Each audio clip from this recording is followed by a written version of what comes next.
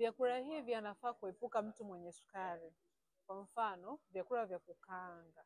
Nikiongelea vyakula vya kukaanga na maanisha mandazi, chapati, chipsi, nyama za kukaanga. Hivyo vitu natakiwa aepuke mtu mwenye sukari kwa sababu ni hatari kwa afya yake. Lakini pia mtu mwenye sukari anatakiwa kuepuka carbonated drinking, kwa mfano vinywaji vya viwandani. Lakini pia hata juisi zilizoongezwa sukari, huyu mtu mwenye sukari haruhusiwi kutumia kwa sababu zinahatarisha mfumo mzima wa mishipa ya damu.